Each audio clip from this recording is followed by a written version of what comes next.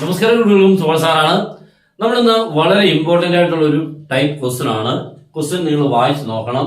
ഇതുമായിട്ട് റിലേറ്റ് ചെയ്യുന്ന ഒരു ക്വസ്റ്റ്യൻ ഉറപ്പായിട്ടും ഉണ്ടാവും. അത് ചിലപ്പോൾ 2 മാർക്സ് ആയിരിക്കും, ചിലപ്പോൾ 1 മാർക്ക് ആയിരിക്കാം. അങ്ങനെ രീതിയിലായിരിക്കും ക്വസ്റ്റ്യൻ വരുന്നത്.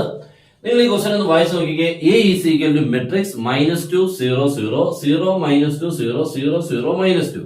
Then find the determinant of adjoint.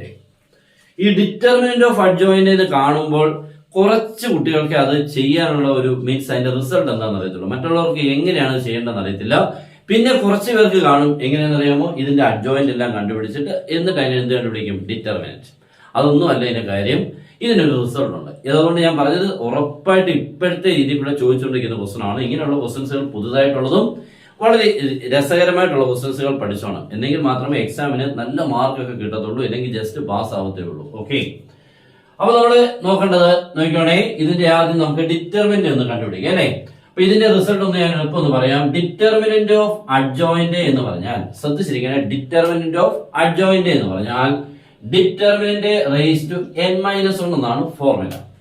ഇതെല്ലാവരും പഠിച്ചിരുന്നതാണ്. ചിലപ്പോൾ ഇത് 1 മാർക്ക് ചോദിക്കാം. എന്തുവാ, ഡിറ്റർമിനന്റ് ഓഫ് അഡ്ജോയിന്റ് ഈസ് ഇത് ഡാഷ്. അപ്പൊ അവിടെ പല ഓപ്ഷൻസ് കാണും. Eager determinant ratio n, determinant ratio n-1, ഇങ്ങനെ പല ആൻസർ കാണും. അതിന്റെ കറക്റ്റ് ഡിറ്റർമിനന്റ് റേഷ്യോ n-1. ഈ n എന്ന് പറഞ്ഞാൽ ആരാ മോനെ, ഈ മെട്രിക്സിന്റെ ഓർഡർ. ഇത് ഏത് ഓർഡർ ആണ് മോനെ, 3/3 അല്ലയോ. എന്ന് പറഞ്ഞാൽ n-ന്റെ വാല്യൂ എത്ര ആണെന്ന് അർത്ഥം, 3 ആണ്. ഓക്കെ, n-ന്റെ വാല്യൂ 3. അപ്പൊ ഇവിടെ ഡിറ്റർമിനന്റ് ഉണ്ടെങ്കിൽ പ്രോബ്ലം ഈസി ആയി. അപ്പൊ ഇതിനെ ഡിറ്റർമിനന്റ് കണ്ടുപിടിക്കാം. That is determinant easy. Determinant -2 0 0 0 -2 0 0 0 -2. Okay, നമ്മൾ സാധാരണ എങ്ങനെയാണ് ഡിറ്റർമിനന്റ് കണ്ടുപിടിക്കുന്നത്? ഇതൊരു ഡയഗണൽ മെട്രിക്സ് ആണ് കേട്ടോ. നോക്കിക്കേ, ഡയഗണൽ മെട്രിക്സ് എന്ന് പറഞ്ഞാൽ all the diagonal elements are non zeros and other elements are zeros. Okay, അങ്ങനെയാണെങ്കിൽ ഇതിനെ ഡിറ്റർമിനന്റ് കണ്ടുപിടിക്കാൻ പറഞ്ഞാൽ ഇതെല്ലാം കൂടെ ചുമ്മാ ഇൻഡ് ചെയ്താൽ മതി കേട്ടോ. വേറെ ഒന്നും ചെയ്യണ്ട. നമ്മൾ സാധാരണ ഡിറ്റർമിനന്റ് ചെയ്യുന്ന പോലെ വലിയ പണിയൊന്നും ഇല്ല. ഈ 3 നമ്പറോട് ഇൻഡ് ചെയ്താൽ that is -2 × -2 × -2 answer is -8. Okay, -3 -1 minus വരും. അല്ലെങ്കിൽ നമ്മൾ സാധാരണ ചെയ്യുന്നതിന് ഇതേ ഇൻറ്റു ഇതിന്റെ പ്രോഡക്റ്റ് മൈനസ് ഇതിന്റെ പ്രോഡക്റ്റ് ഇതേ ഇൻറ്റു ഇതിന്റെ ഒക്കെ ആവശ്യമുണ്ടോ, 0 × 0 × 0 അല്ലേ. അപ്പൊ ആകെ ഉള്ളത് ഇതേ ഉള്ളൂ. ഓക്കെ, അപ്പൊ നമുക്ക് -2 × -2 × -2 ആൻസർ ഈസ് -8. അപ്പൊ നമുക്ക് ഡിറ്റർമിനന്റിന്റെ വാല്യൂ കിട്ടി. ആരെന്നാണ്, -8. അപ്പൊ ഡിറ്റർമിനന്റ് പ്ലേസിലോട്ട് -8 എടുക്കുമ്പോൾ -n-1 ആൻസർ ആരാണ്, 3 - 1. That is -8 × 2.